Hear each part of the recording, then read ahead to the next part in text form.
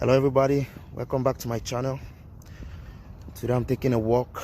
It's a beautiful Sunday morning. As you can see, the sun is out. Yeah.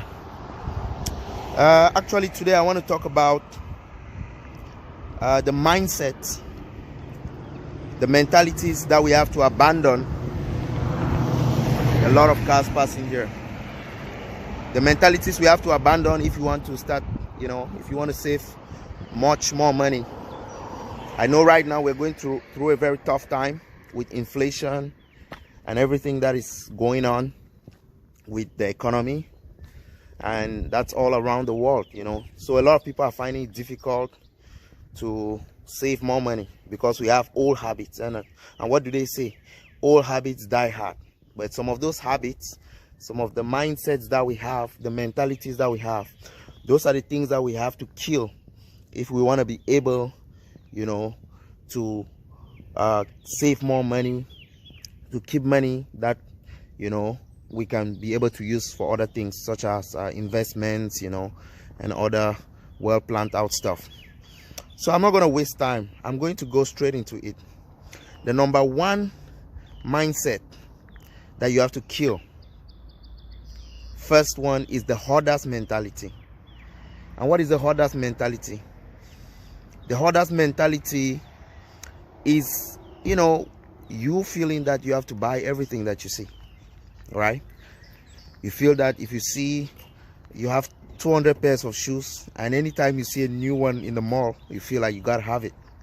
You have 200 pairs of clothes, and every time you see a new dress or a new design, you feel that you have to have it. So that definitely plays a role in you being unable to save money if you have that hoarder's mindset. And the funniest thing about it all is, most people have a lot of things like that. You notice that you wear mostly just about 5 or 6 of them most of the time. So in the end, it ends up being a waste of money. You just have a lot of things in your home. It's just like it's like a bad habit that you have, just to keep buying things and hoarding. So if you eliminate that mentality, especially during this inflation time, you're finding yourself that you have this kind of habit of hoarding, it's time to let it go. The number two mentality that you have to let go is the show-off mentality. The mentality, especially if you're going through tough times financially, maybe you lost your job or you still have your job, but you're struggling with a lot of bills and stuff, but yet you have that habit that despite all of these things, you keep piling, buying a lot of things in order to impress people. You always want to be spoken about. You always want to leave an impression. Wherever you go, you want people to notice you and talk about you. You want to feel validated.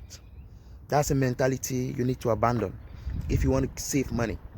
Because if you're struggling financially and then you're spending your money on these things, it only puts you into a deeper financial hole. So it's very important that you abandon the show-off mentality. You don't have to impress anybody. What you need to do is to be comfortable in your skin. If you're good, if you're clean, if you're happy, that's what matters. You cannot make your happiness to be dependent on people's validation, because in the end, you'll always be frustrated. I mean, when there's a lot of money, you can do that. But if you're trying to keep money, if you're trying to progress financially and you're struggling, that's not something you want to be doing. You don't want to be impressing anybody. Number three is comparison. Most of the times people in a social circle, they like to compare with one another. Your friend just got a new car, so you got to buy a new car too. Your friend just got a new house, so you want to buy a new house too. That's not a way to live. I mean, you have to look at things based on your own goals. Or your friend rented a new apartment in a high-end area, and you want to have an apartment in that high-end area too. It's not the way to live. This comparison, it hurts a lot of people financially, because you're going to see people who are broke driving BMWs, driving Mercedes cars. And once there's something bad on that car, it costs $5,000. He doesn't have it. What does he have to do? Borrow more money and get into a pit in order to fix it. So comparison is not the way to go, especially if you want to save money. You have to have your clearly defined goals. You have to have clear objectives. You have to know your responsibilities. You have to, be able to know how you can take off those responsibilities and how you can achieve your goals and what you need to do to keep your money to achieve your goals. So getting into useless comparisons or into useless competitions with friends or peers in your social circle is not the way to go if you want to save money for important things. Do things because it's the right time for you to do them. There's no need, say, renting a high-end apartment, and after a few months you're struggling to pay that apartment because you wanted to show off, because you went and visited a friend and they just got a new apartment in a high-end area, so you had to do it too to prove that you are capable. I mean, when you're struggling financially, if you're suffering mentally, nobody's there to help you. You laugh with people in their faces, but you go behind and you cry. You don't want to do that. Walk at your pace. No competition, no comparison. Also, this one is linked to the fourth, which is peer pressure, because sometimes you're going to be working with some people and maybe you're not wanting to compete. They're going to be like, come on, how could you be working with us and you're still driving that old Toyota Camry? Girl, you got to upgrade. And you run and you go and get a car and you're paying $500 a month.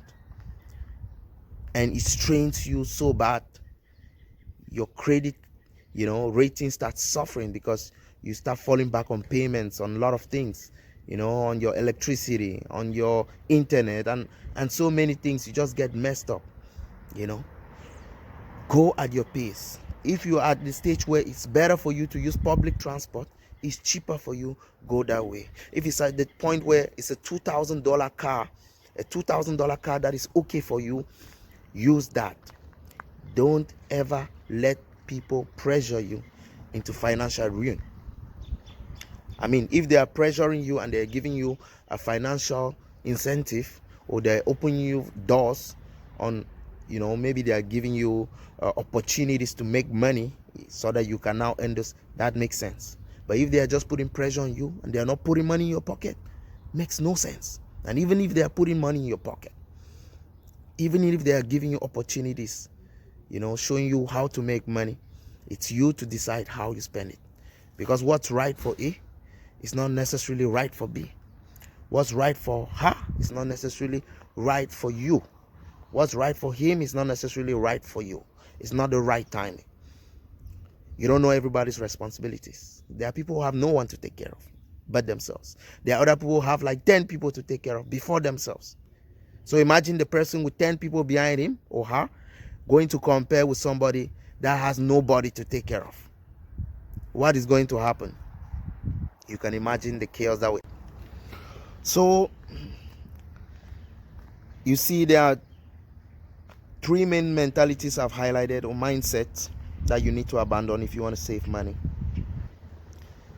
Number one, the hoarder's mentality or mindset. Number two, the show-off mentality. Number three, the comparison or competition mentality, competing with your peers. And linked to that is the peer pressure, letting people pressure you into things that you are not financially ready for. If you are able to avoid all these things, trust me, your financial situation will be way, way better. You'll be able to save more money. You'll be able to plan out your life how you want. You buy things according to the need. I'll talk about needs and wants in another video. When you're going through difficult times, you have to identify the things that are most important to you. Or even if you're going through good times, you have to try to make it better. If you're working for somebody, maybe you don't want to remain working for somebody, but you need to be able to keep money to invest, whether it's in real estate or in other stuff, right? So it's very important to have clear objectives, know your responsibilities, have your clear goals and objectives, and work towards them.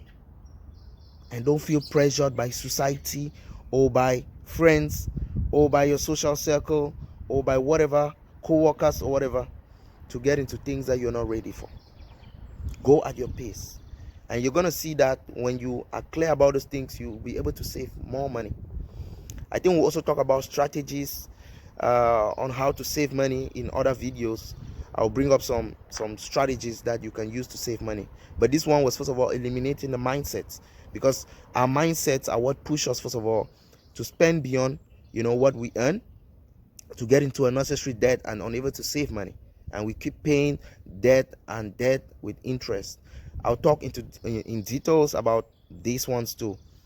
But for now, I just wanted to address these mentalities that we need to abandon, because it starts from the mind. You have to let go what is, keeping you from keeping money. So I hope you guys enjoyed the video.